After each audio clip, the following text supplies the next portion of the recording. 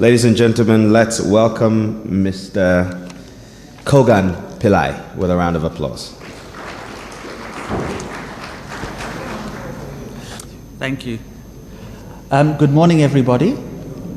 I'm very happy to be in Ghana. I've got to tell you, it's the first time I've been to Ghana, and I'm extremely impressed, I must say. When I arrived at the airport in Accra, I got on a decent road. It brought me to the hotel. And I've also been extremely impressed with the friendliness of the people here. So I want to say thank you to all of you for being so friendly to a stranger when I arrived in your country. And also just to Synergy and the government of Ghana for organizing this. I've got to tell you, I work with 15 countries in the African region in SADC. And we've helped some of the countries do their policy frameworks, look at their legal arrangements and their institutional arrangements. And I have to say to you, so far, I think that the Ghanaian government has done an excellent job.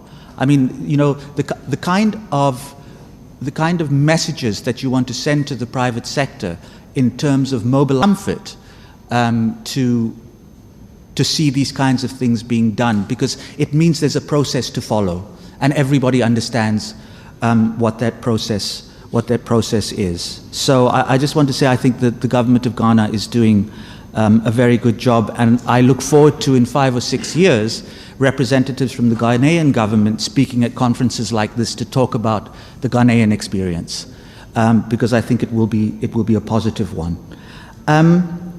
I just want to say a couple of things before I start talking about the South African experience.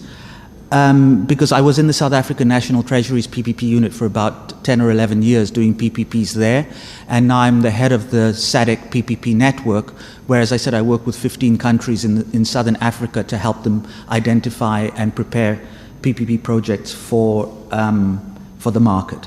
And then I'll talk later specifically about South Africa.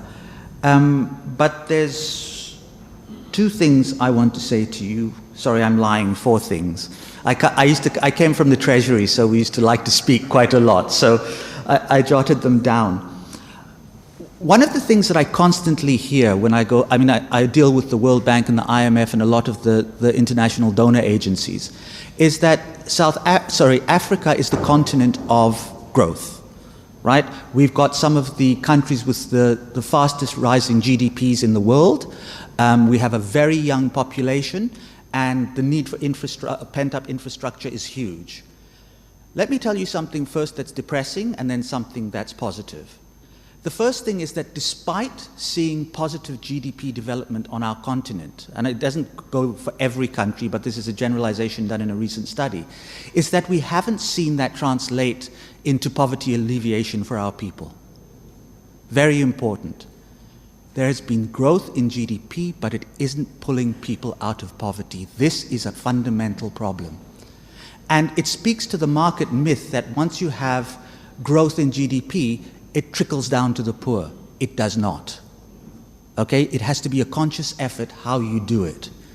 One of the key things the study also showed, that in those places in Africa where there's been a concerted effort to develop infrastructure, both economic infrastructure and social infrastructure, you have seen a positive correlation to removing people from levels of poverty. So we are on the right track if we're looking at infrastructure, right? But it has to be done properly. It has to be organized, planned, and I say planned, right? Because there's 2 types of infrastructure, as I said. There's economic infrastructure, where we can develop income from it, and there's also social infrastructure, which is a cost to government. And those 2 things have to be addressed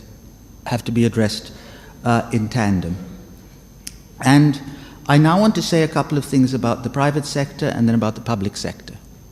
First of all, now I've been a public servant almost all my life, so I say this with the greatest of respect to my friends in the private sector. Your friend. They're not your buddies. They're not here because they like you, because they love their economy. They are there because they want to make a profit. I know this was said yesterday, but this is very important for us who are developing PPP frameworks and are going to manage PPP contracts. Because if you don't do the right things, if you aren't prepared, the private sector will smell weakness and they will take advantage of it. And trust me, I've been doing this for 20 years. I've seen it, where we are not strong enough to manage the private sector. So get yourselves organized and get the capacity to do PPPs. Because if you get them wrong, it's a huge problem. But if you get them right, it's an amazing outcome. The second thing is about the public sector. Most of us are not properly capacitated to do the kind of complex projects which need to be achieved in Africa. And this is a problem, and we have to address it. And I'll talk about it later when I talk about the South African experience. You know, I know years ago in the UK, before you could get promoted to another level in the public sector, you had to write an exam to see that you were actually qualified to take on that position. And I think in our regions and our continent, we have to do something to ensure that our senior public officials are properly capacitated and qualified to do the jobs that they need to do. And I'll give you an example. I was working on quite a large infrastructure project in a municipality in South Africa, and we were talking to the chief financial, and this is the chief financial officer, the CFO, right? I said to him, well, I don't think the project is going to work because we looked at the net present value and the internal rate of return is lower than it should be when we used this government discount rate. And the CFO didn't know what a net present value was. So I looked at this gentleman, and I talk only about my country, so I cast no aspersions on anybody else's experience. But he got the job because he was affiliated to a specific political party, right? That's got to stop, right? Part of the reason that Africa is in the situation that it is because our leaders don't do the right things, right? So I just want to say to you, I don't know if it's old or quite old. I turned 50 this year. And when I was growing up, it was the area of national liberation and anti-colonial struggle, right? And everybody talked about the British and the French and the Germans and how the West had underdeveloped Africa, which in fact was true, don't get me wrong. 30 years later, Africa is not sufficiently developed because of our fault. Africa does not have to be poor. We do not have to be underdeveloped. Our people do not have to suffer social deprivation. And if we do the right things, we will get the processes right. And I say that as a background to my discussion because it's very easy to talk about private sector participation, it's very easy to talk about PPPs, but we have to get the overall political processes correct. Okay. I hope I haven't offended anybody, have I? Okay, good. All right. So let me just talk a bit about South Africa now. We started doing PPPs in South Africa about 18 to 20 years ago. And one of the things that was very clear to us is we actually sort of started before we had a policy in place. We started before we had a legal framework, and we started before we had a PPP unit. And one of the things that was very interesting to us is that at the time we started doing PPPs, we didn't even have a proper legal definition of a PPP, right? And you might find that strange in a country like South Africa. So I'm just going to talk about a couple of things. And you'll forgive me if I talk about a few things that are technical, because one of the things that is very important is that I often find when I travel throughout the continent, we don't have a sufficiently common legal definition of a public-private partnership. And I'll tell you why this is important. Because PPPs are also a way of looking at developing regional integration through infrastructure, which is what we need, right? So one of the things we talk about in the SADC region is how the countries will invest in each other's economies using infrastructure, which we hope will be, theme throughout. So I just want to say that's going to be the structure of my presentation. And I want to say this is what we said in South Africa. We said a PPP is a contract between a government institution and a private party, where the private party performs an institutional function. So the private party will be providing a service that government should be doing, like healthcare or building a school. But it's also a PPP if the private sector uses government land or assets for a commercial purpose, right? So that could mean, for example, in South Africa, we have a lot of them. We have a lot of, for example, tourism PPPs, where, we have parks for game reserves, and we allow the private sector to use the government land, build a hotel or a game reserve on it, generate some income, and then shares part of that income with government. Okay? And really, I just want to say, and I'll talk a little bit about it later, is those are very easy PPPs to do.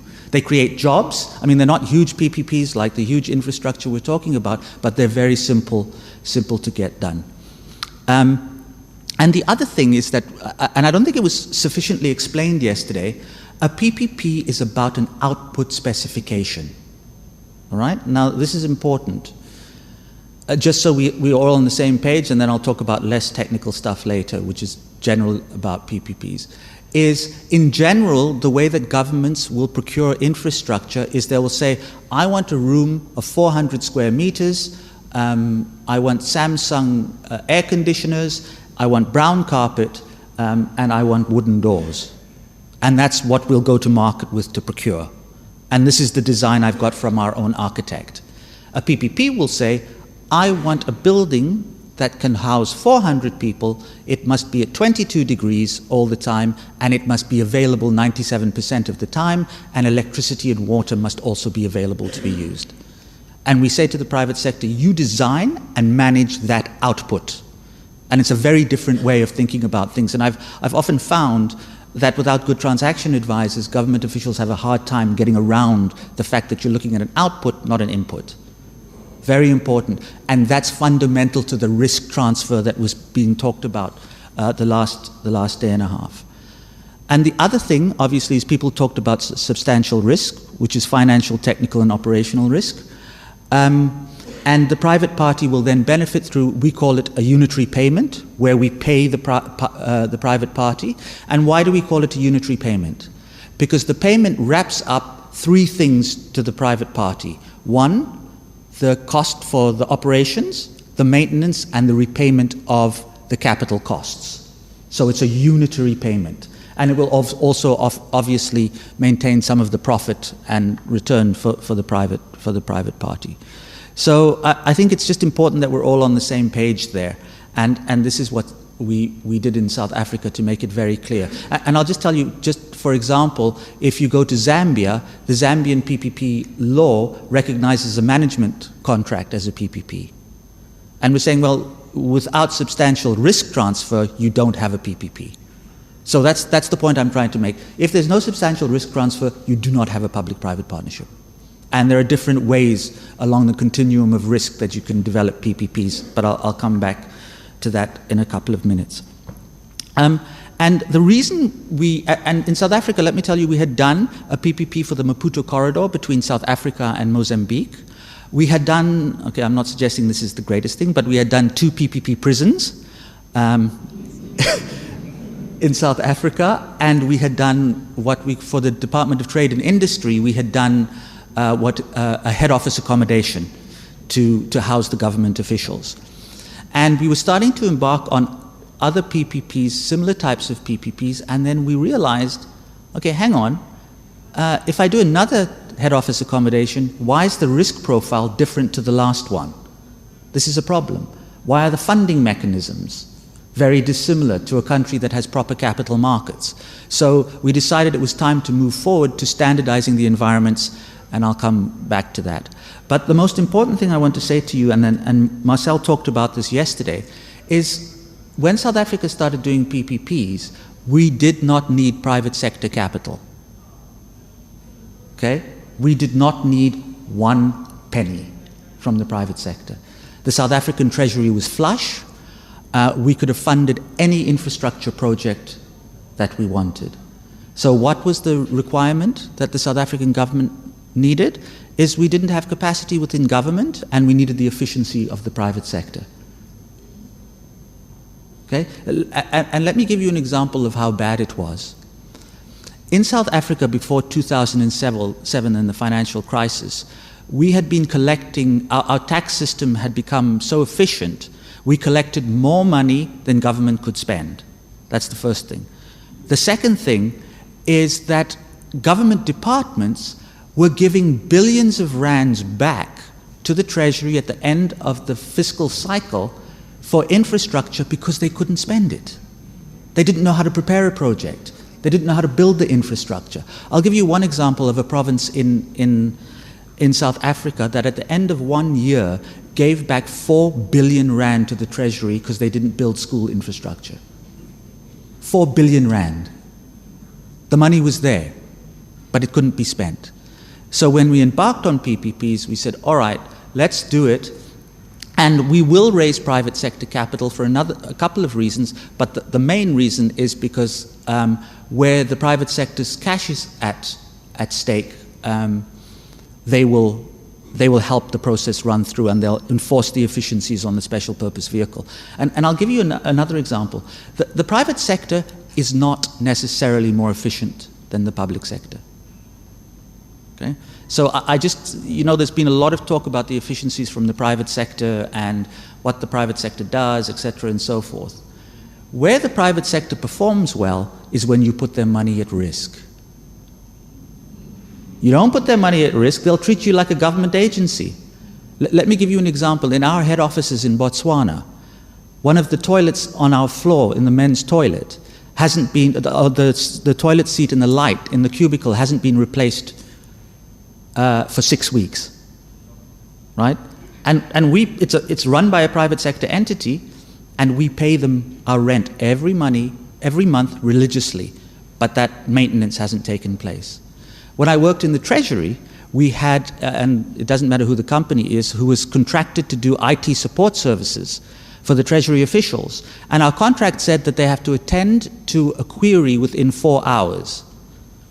When we did a study, they normally attended to the query within 2 days, right? But because their contract didn't say, if you don't attend to that query within 4 hours, we will financially penalize you, they didn't care. So it's very important to notice that, to talk about that, because the last speaker talked about contract management, and we don't want that, I don't want a myth to be created that there's some automatic, inbuilt, more efficient role of the private sector that will help government unless you hold them to ransom financially. If you work in government, you make a mistake, you go back and you say, oh, well, the project was supposed to be done in 3 months, but actually, we didn't plan properly, so it'll be done in 6 months. And by the way, I need another 20% of capital costs because there were cost overruns. That's great. If you went to a financial director in the private sector and you said, you know what, I've lost the company $1 million, you'd be fired on the spot, right? So there's a different dynamic at work. The other thing that we had to do, because when we tried to set up our policy framework, our legal framework, and our institutional arrangement, because when we first started doing PPPs, we didn't even have a PPP unit, is that similarly somebody talked about the difference between privatization and PPPs. And I'm not going to belabor the point because everybody is aware of it. But the main thing was that in South Africa, we had major opposition to PPPs by the trade union movement, right? Because it affected public sector unions, and they thought that if we then allowed the private sector to start providing some of the services, it would weaken the public sector unions. All right? Now, please don't get me wrong. I'm a huge supporter of trade unions, and I always have been. But it was the view that somebody expressed yesterday that PPPs were merely another type of privatization, right? And we had to go to pains to show the trade union movement that, look, in fact, we retain the responsibility of providing the services. All we're doing is transferring some risk to the private sector, and that the assets that are created belong to government. Now, I just want to explain that because it was talked about yesterday in the Ghanaian situation, is that the asset belongs to the state from day one when it's built, even if it's raised through private sector capital. It is the same situation in South Africa. However, it is not always the same in every country. In some countries, the asset will sit on the balance sheet of the private sector till the end of the concession period. And this is important, right? So if you're doing PPPs in different parts of the world, it doesn't necessarily mean that because the asset is developed through private sector capital, it necessarily sits on the balance sheet of government. And it doesn't always. And that creates some issues with the liabilities that governments don't show on their balance sheets, but perhaps that's a discussion for another day. Okay. So under South African law, we had something called the Public Finance Management Act, which was an act which talked about fairness and openness in procurement in public procurement. And instead of creating a new law, we added regulations to the Public Finance Management Act under Regulation 16. Okay, and this was a much easier process, and it set out specifically in Regulation 16 what the procurement of a PPP, processes of the PPP should be.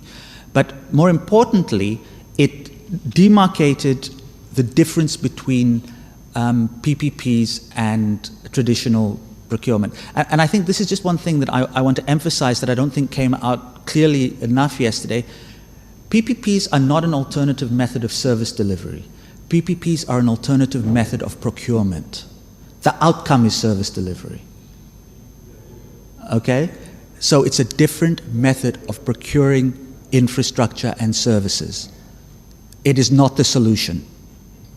Okay? It's very important. And that's what we did in Treasury Regulation 16. And what we also did is we then created some manuals, which I'll talk about a bit later, but the one that I want to, so we created a general PPP manual, which regulated PPPs at a national level and provincial level in South Africa. Then we also had a manual that we developed for municipal PP or local government PPPs, because the Constitution sets up those different tiers of government. And then the other thing we did is we did a toolkit for tourism. Okay, and this is very important because people were talking about flexibility yesterday, and perhaps there's too much bureaucracy. And what we did is, because we identified that the tourism PPPs were much smaller and much easier, that we exempted them from a whole series of the requirements that larger PPPs had. And you can do in South Africa a tourism PPP for as little as 10 million rand. And the toolkit basically had a standardized feasibility study that we put on an Excel spreadsheet. You could fill it in, send it to the Treasury, we'd have a look at it and say, okay, go ahead, or here are some of the issues that we don't like. The second thing we did in the PFMA is, and I think it's also built into the Ghanaian processes, is that we gave ourselves the ability to exempt certain projects from the full process of getting approvals. Right? So we could combine certain stages, or we could simply exempt a department which we believed had sufficient capacity. We haven't done it, by the way, but we can exempt a department if we want to, and we believe that they have that process, that capability. Because I will tell you, and I'll show you the processes that we developed, is that after years of doing the projects, we had to agree with some members of the private sector that our process as government was too cumbersome. All right? Now, I don't mean to say that controversially, because you know, and I'm certainly not contradicting what was said yesterday by your representatives of the Ministry of Finance, because I believe in your early stages you need that kind of checklist to ensure that government is not exposed to financial liabilities because projects aren't properly prepared. But the most important thing for us is that we realized, because we were waiting for 4 approvals, and imagine in a process, right? So you take an approval where it's got to be signed off by, I don't know, we call them permanent secretaries and director generals, and then to go to ministers. Sign-off processes in the different spheres could take up to 8 months. Right? So I'm saying you're looking sometimes at almost a financial year added on to the length of procurement just to get the right approvals within government. And for some of the projects, it's correct, because they're 50, 60, 70, 100 million US dollars, right? So that's R1 billion. You need to ensure that those are right. But for some of the smaller projects, it's simply the processes weren't working. And we are now in the process in South Africa of looking at simplifying the processes for PPPs.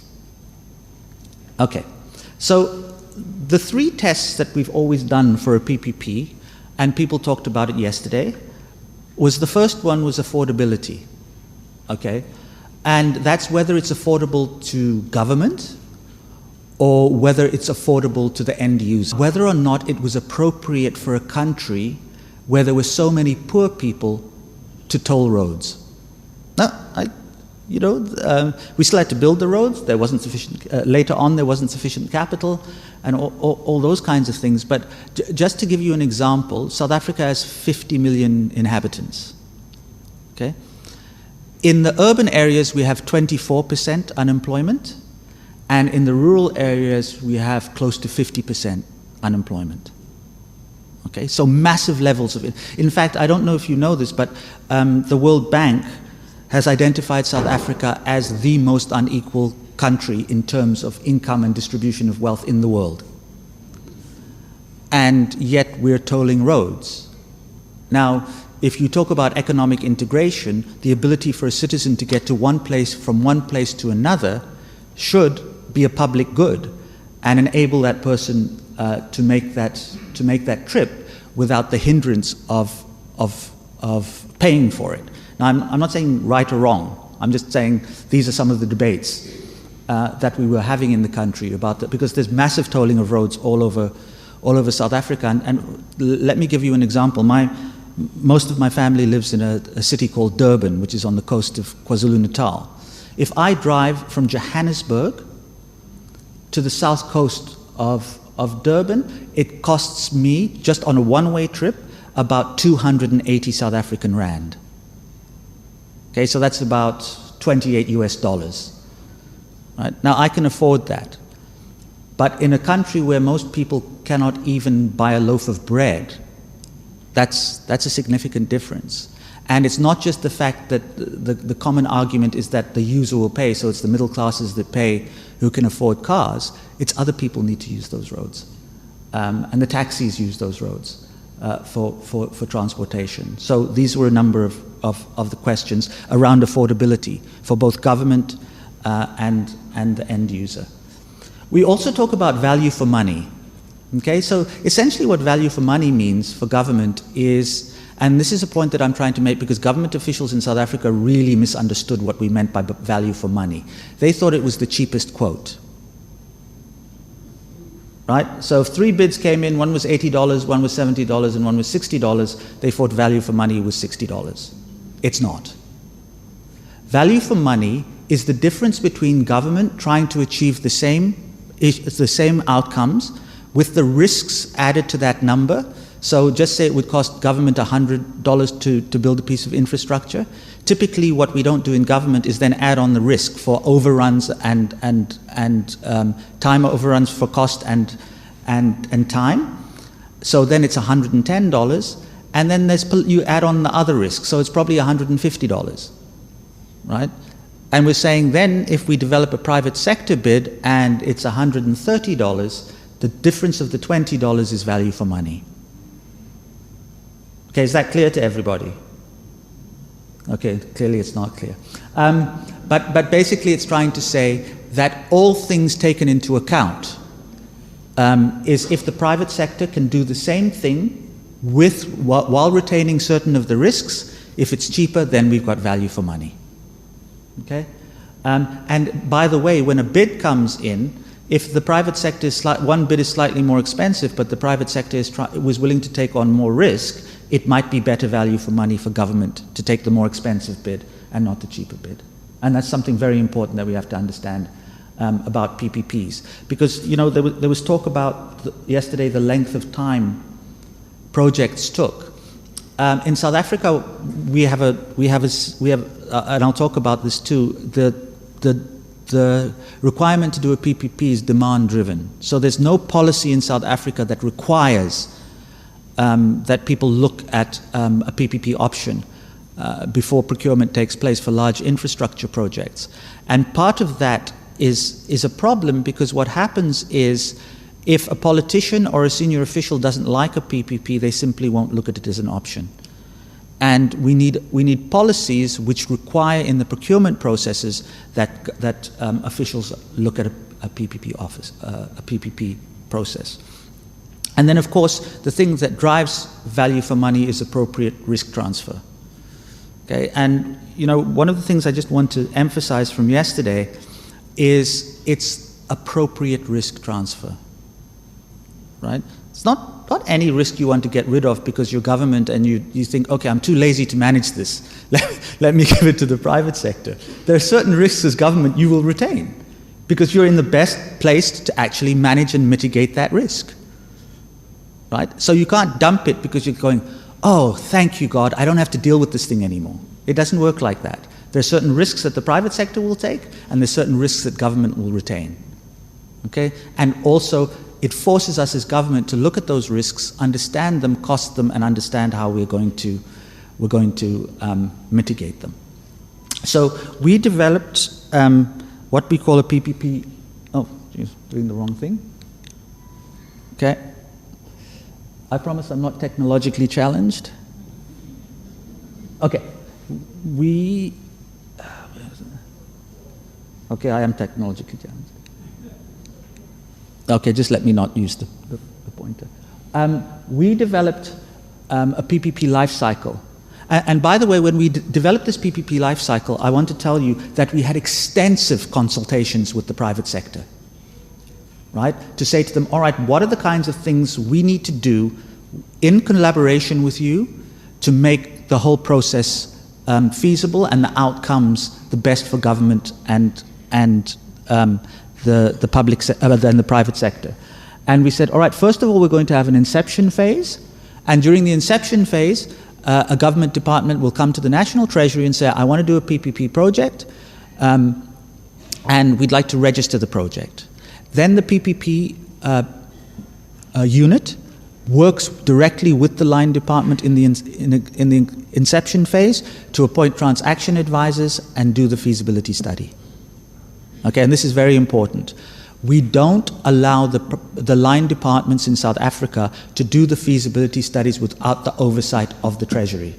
This is very important because I've noted in a number of the countries in SADC, the line department registers the project with the Ministry of Finance or the PPP unit. Then they appoint transaction advisors and do the feasibility study independently of the Ministry of Finance. Then they take it to the Ministry of Finance, who says, no, you haven't done these 5 things, and then they send it back. And again, that's 6-7 months wasted in the procurement process at the end of the PPP. So in the South African Treasury, they have somebody dedicated to the line ministry that works with them and says, here are the standards of the feasibility study that must be met. So when we take it back to the Treasury, it's almost a fait accompli that PPP procurement will be approved. Okay, and this is important. So it's at every step of the way. And by the way, just so you also know that, members of the PPP unit and the PPP unit in general in South Africa are measured on the number of projects they get to the procurement stage. So that's how our bonuses get to us, right? So at one level, we've sort of got a perverse incentive to ensure that our projects are approved. We go then to a feasibility study. There are a number of procurement issues that are dealt with during this period. We then go to procurement. And by the way, what I mean by a number of procurement issues is, and this is very important because we're starting to do this in SADC now, and it's a different way of governments thinking. It's as soon as we start the feasibility studies for projects which we have identified and which have political support, we start having interactions with the private sector. So immediately. So for example, if we were doing 2 or 3 rail projects now and the feasibility studies were going on, we would have a conference like this with private sector financiers and rail experts for rolling stock and locomotives saying, this is what government is planning. Here's what we've discovered so far. Can you give us your inputs? right? And that information is freely available to everybody in the private sector. It's not certain companies that get that information. And let me tell you, the quality of our procurement documentation is so much better because we get the early inputs of the private sector before we put an RFQ or an RFP out to the market. And this is something that I'd like to implore people to do on the continent, is to have that interaction, but have it in a principled way where nobody's being favored, so that you can get to a much, much better situation. And at the end, when you hit the procurement stage, you can reach financial close in a much shorter time frame. And if I could give you an example, I'm assuming that most of you know that there's been, over the last 2 years, in South Africa, the procurement of power onto the grid through independent power producers. I mean, I assume most of you are aware of that process. What happened was, as the procurement of those IPPs was being done, one of the things that the PPP unit did was they standardized PPAs, power purchasing agreements, before we even went to procurement. We said, here's the PPA that you'll be bidding on, everybody comment on it. We got the comments back, we standardized it and said, right, during negotiation, you cannot negotiate over the PPA. The only thing you're bidding on is tariff price. Do you know that we could reach financial close within 3 months on an IPP and a renewable? And we've done 45 of them over the last 2 years. I mean, I don't want to make it sound too good, because none of them have really come online anymore, and sometimes in Joburg I still sit in the dark because there's load shedding in Johannesburg. But the point is that in a couple of years, those things will be resolved. The other thing we did before the procurement phase, the private sector said to government, look, we're a little worried about whether or not government will pay us for the power we put on the grid. You know, the age-old story people were talking about yesterday, that government sometimes won't pay. So they said, okay, one of the things we'd like to do is for Eskom, which is our power utility and is the one off-taker, to create a fund for us. So what will happen is, if Eskom doesn't pay us, we can go to the courts and we can access our funds from that separate fund that has been set up by Eskom. And you know how much comfort that gave the private sector? Enough comfort that they didn't ask for any other government guarantees, right? Because one of the issues we had in South Africa at this stage is that the National Treasury, or Ministry of Finance, had to underwrite every single PPP in the country with sovereign debt. Okay? So basically, the private sector said, look, if the concession is 15 years or 20 years and there's early termination of the PPP, whatever debt is remaining to the banks, government must pay, right? And let me tell you, South Africa is quite lucky, as being one of the largest economies on the continent, that we had the ability to underwrite that debt. And part of the job of the PPP unit was to keep a running tab of every PPP and what contingent liability government was exposed to. So that if the Minister of Finance said, of the 20 PPPs that have been signed by 2004 or 2005, if they all went wrong tomorrow, what would be the exposure of government? And I want to say something now which I hope again is not controversial. For some of the smaller countries in Africa, PPPs are simply not appropriate. Remember this, when you do a PPP, and in the early stages of PPPs where you have to get some sort of government or sovereign guarantee, remember you are mortgaging your country. Please remember this. Your children are going to still be paying for that PPP in 20 years. Right? So it's like when you go buy your house. You know, you go to the bank and you say, I'd like to borrow, 500,000 Rand to buy my house. The bank goes, okay, we hold your house as collateral, and you pay them back over 15 to 20 years. A PPP in many aspects is no different. So it's important that government officials understand that. You know, in some of the more mature markets in Europe and North America, state guarantees are not required. I mean, for example, in Canada, what they do in a lot of the PPPs is the PPP project is rated by an independent rating organization. So they look at the quality of the feasibility study, the quality of government repayment, and they give it a rating. And then the bank will lend the money, and government doesn't need to underwrite it at all. Okay, so that's a long-winded way of saying we looked at issues of procurement during the feasibility study. We then went to procurement, and then we did a PPP agreement and PPP management. And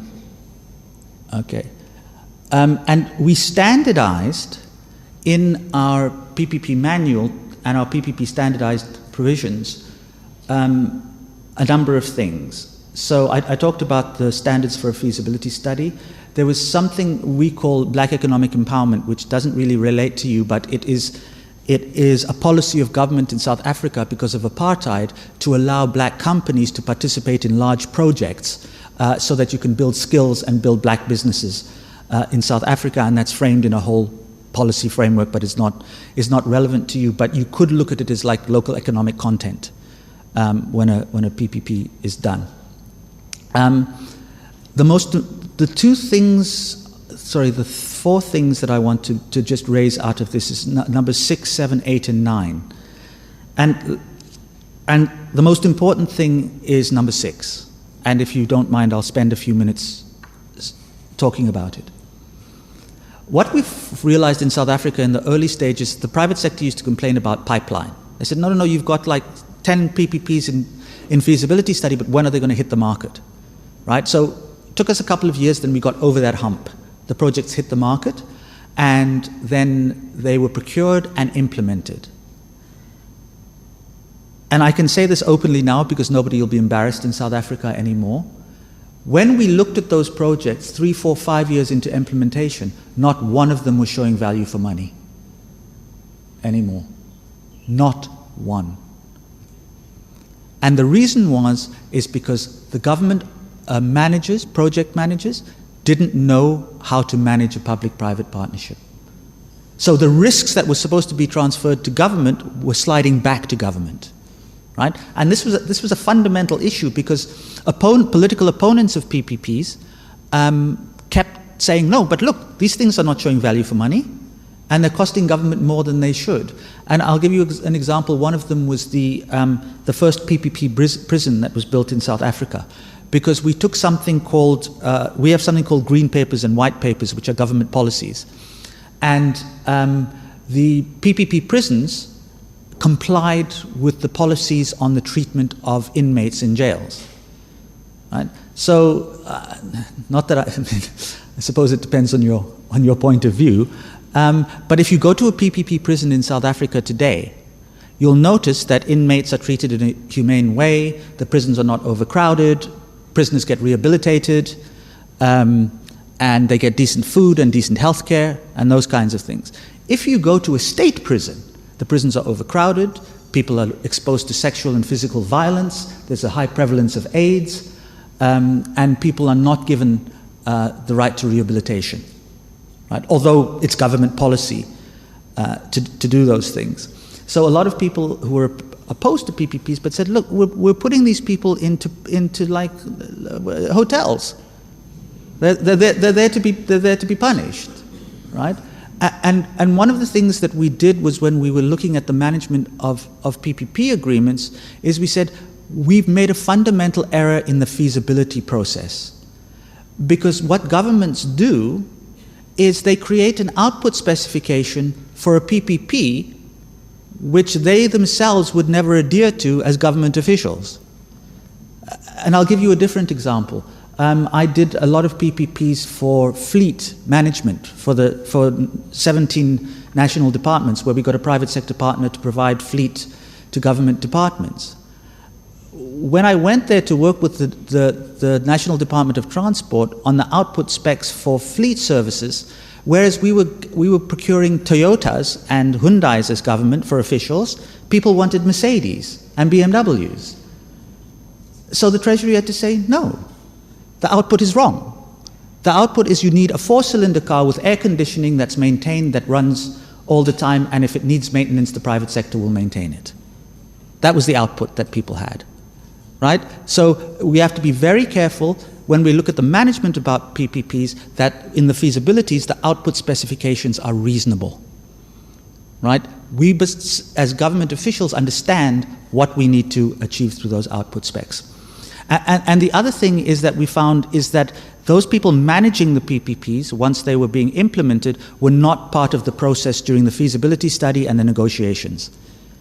So they came at the end of the process, and somebody said, okay, here's a 50-page contract, go manage this. And you can imagine that was a reputation for disaster. So that was very important. Then we looked at auditing a PPP. Now, this is very important because when you audit a PPP, it's not, I mean, you do the normal things to make sure there's no corruption, that the payments are made properly, that there's paperwork, etc. But the most important thing in a PPP is you need an auditor who can understand what value for money is and understand your contract. And that's very different from a normal auditing process. And so we had lots of challenges with that. Also the accounting treatment for PPPs. And if you don't mind, I promise I won't go on for too much longer. So if I'm boring you, just put up your hand and I'll shut up. The accounting treatment for PPPs, because one of the things that happened in South Africa is because we owned the asset from day one, the asset would sit on government's balance sheet, right? So the asset would be sitting there. But what we cleverly didn't do is we didn't show the corresponding contingent liability of that asset over 15 to 20 years.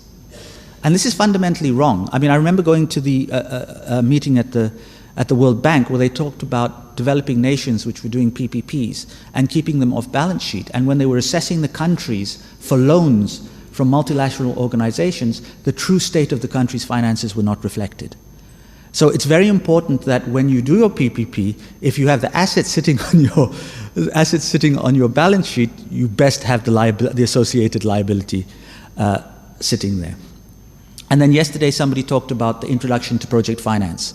And I'll tell you how we did that in a second.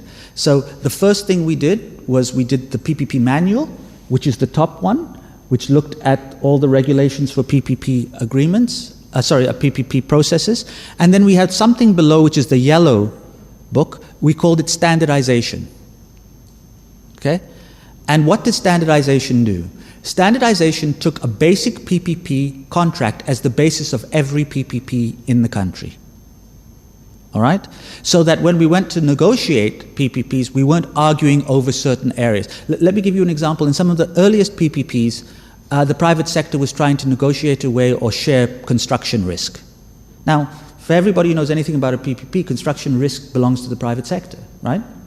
I'm assuming that's an amen. It's the private sector's thing. So what we did in our standardization or standardized laws is we said this is a non-negotiable for government. So throughout the contract, there were prescribed positions which could not be negotiated, right? There were recommended positions where you had to argue with the Treasury why you had to change them, and then there were positions which could be negotiated. And let me say, sorry, and with no disrespect to anybody in the room, part of standardization was to make financial close earlier, but it was also to drive down the transaction costs. I mean, good Lord, the lawyers were costing us a fortune, right? No, I say this with the greatest of respect. You would sit there and the lawyers would argue over a point for 4 hours. Okay, they're paid by the hour. But we needed a way to drive down transaction costs. And it wasn't the engineers, it wasn't the financial modelers, right? It wasn't the technical experts, it was the lawyers. So what we decided was that we'd have standardization, and standardization would be a fundamental guide to every PPP that was done in the country, and it was based on a project finance deal. Okay, remember that people talked about project finance. And we also had to go to our departments and convince them why they should use PPPs as an infrastructure option. So the leverage of private capital, it was an issue, but it wasn't the prime reason. But the one thing it did was it was an incentive for the construction companies to do the construction on time, on budget. And remember, in an infrastructure PPP, the greatest level of risk is during the construction period, right? In the operation period, the banks have step-in rights where they can move parts of the consortia to make sure that their operations and maintenance are done correctly. But remember, the banks don't get paid till construction is ended and the operations start, right? So in a PPP, the incentive is that the banks watch the construction companies like a hawk to ensure that they do what they want. Although this has been somewhat mitigated now, because since 2007, we found that it's very difficult to get debt levels of 90-10. In South Africa, we did get 90-10 debt levels up to about 2007, right? So you could get, and they were long tenor loans, eh? You'll get 15, 20 years on the project. Today, we're looking at construction plus 7 years, and then there's refinancing on the project, where government will take the risk of refinancing, because they give us options for the longer tenor loans, but they're just too expensive, right? And with new regulations, the cost of liquidity has gone way up for banks. And I'm not certain what happens in Ghana, but certainly, even if you look at European markets, it's much more expensive. Okay, so the substantial risk, I said financial, technical, and operational. And to me, you know, this is the most important thing. I mean, I remember years ago when I first came back to South Africa after I'd lived in Canada for quite a long time, I had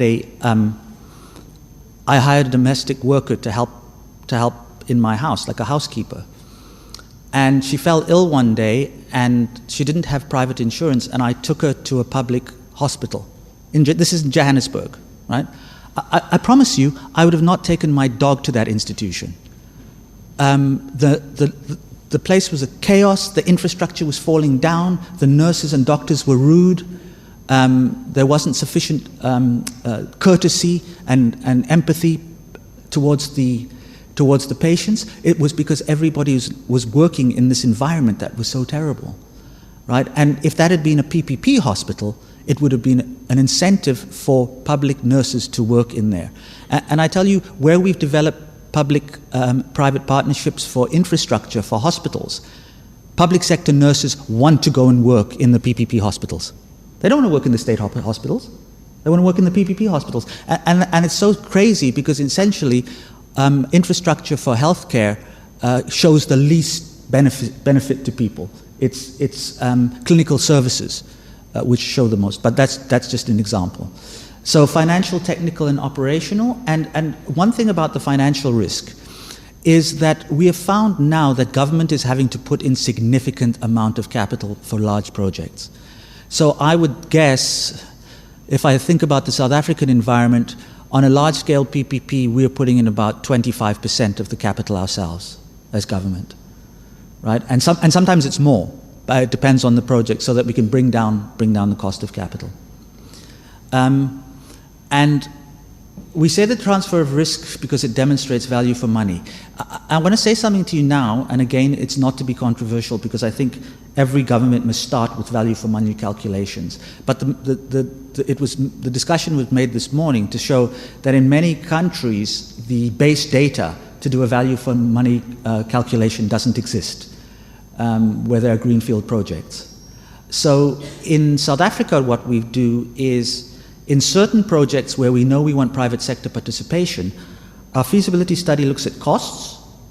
So we build the costs from scratch, we add our risk, and we know what the costs are, and we don't do a value for money consideration.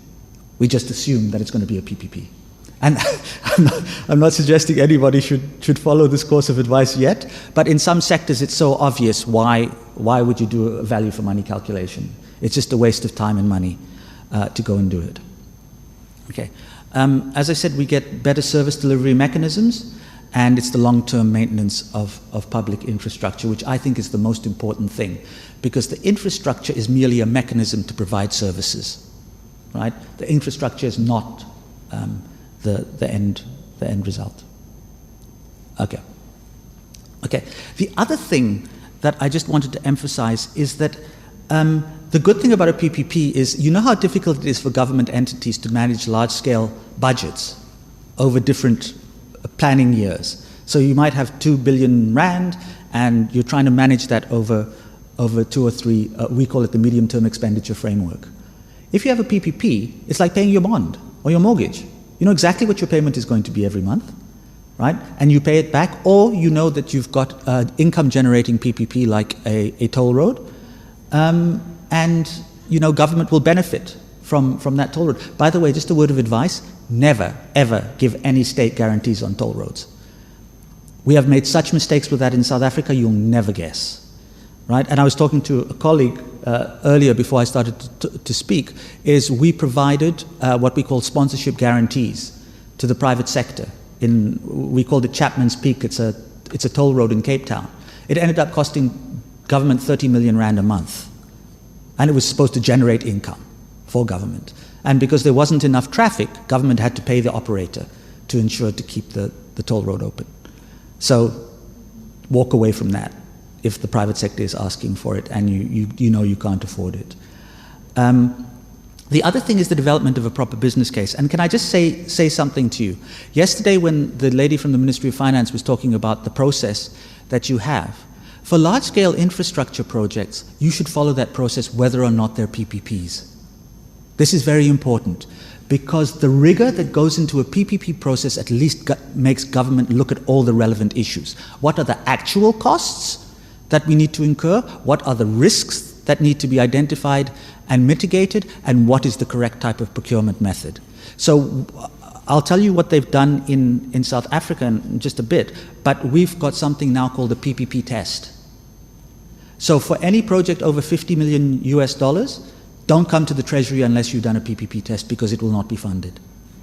You have to show the National Treasury before you go for funding that you've at least applied your mind as a government department to ensure whether or not you can get private sector participation to that.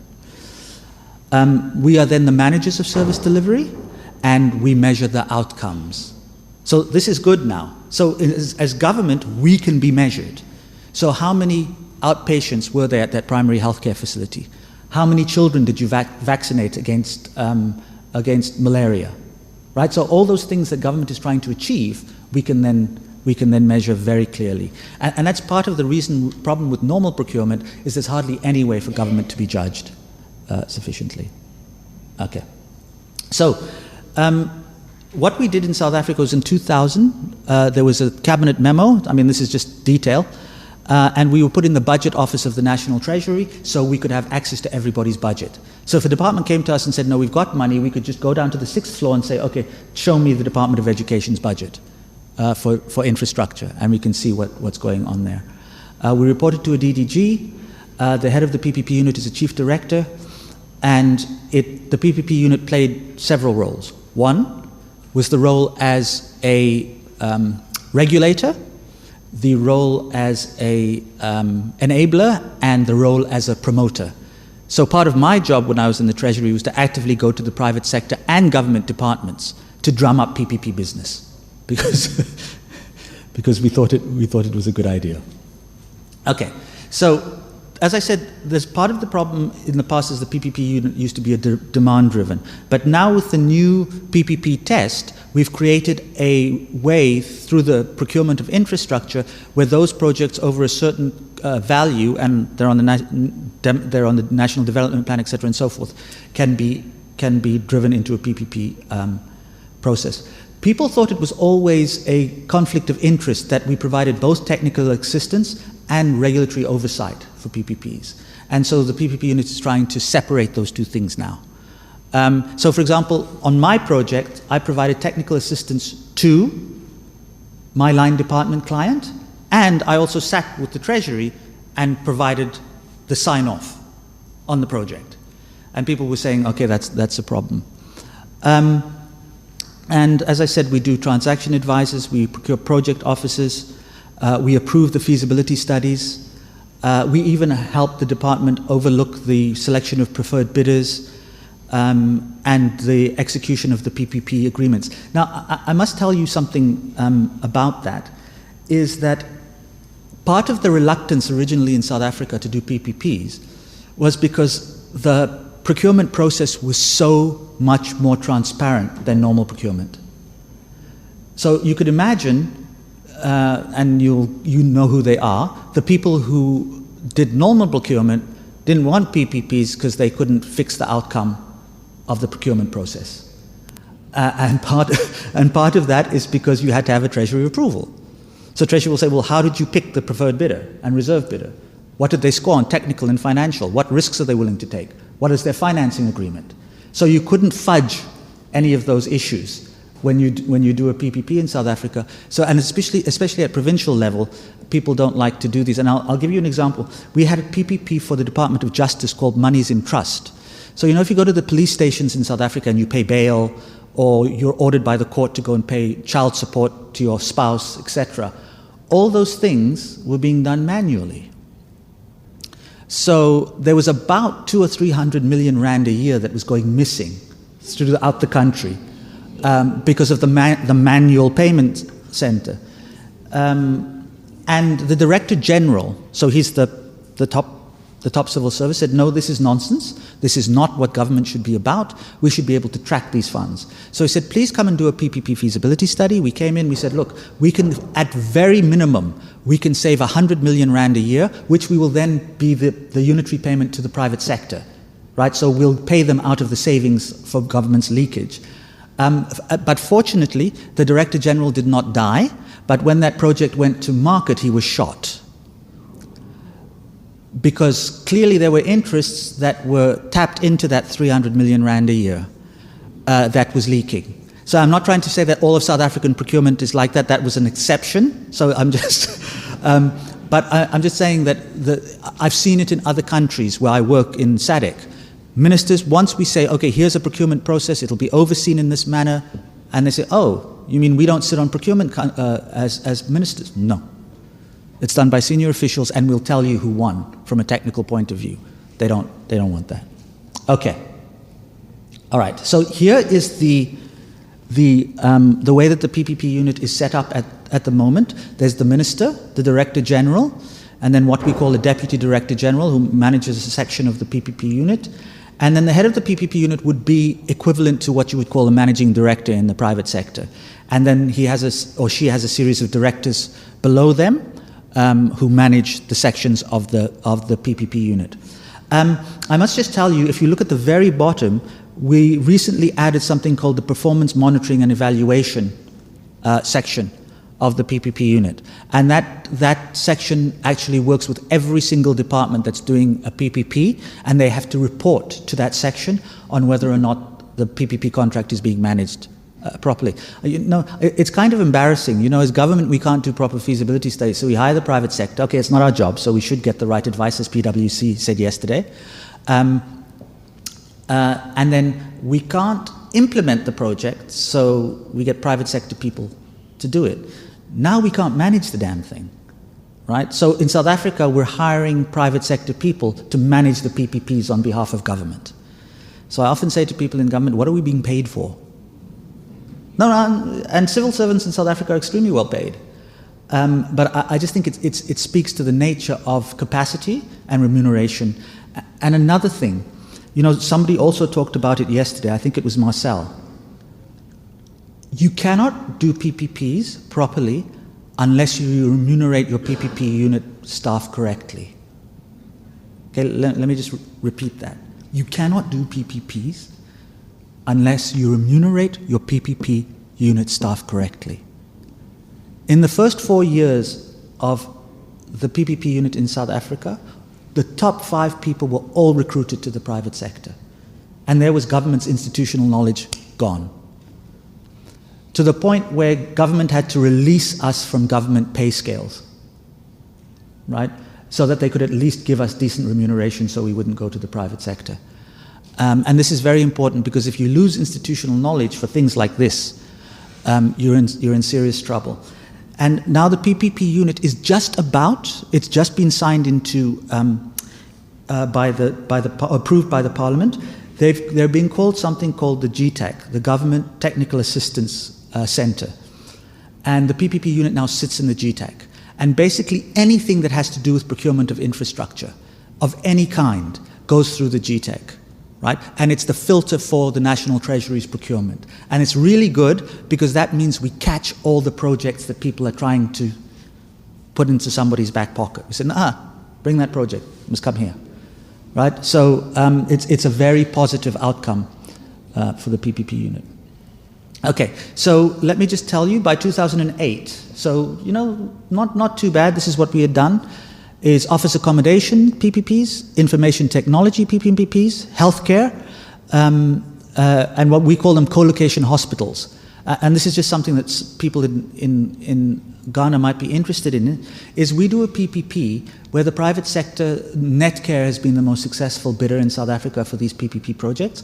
They build a hospital or a healthcare clinic, they provide the doctors and the nurses, right? But they accept public and private healthcare needs. So if I've got private healthcare, they'll charge my insurance, my private healthcare insurance, and it will cross-subsidize a poorer South African to have access to the same services, right? Which is and they work really well and they're simple, right? And the second thing is that the only difference from those, because the poor South African will get the same level of healthcare treatment, see the same doctors, get the same clinical services. The only difference is because I've got private healthcare, I can ask for a private room or go to a private ward.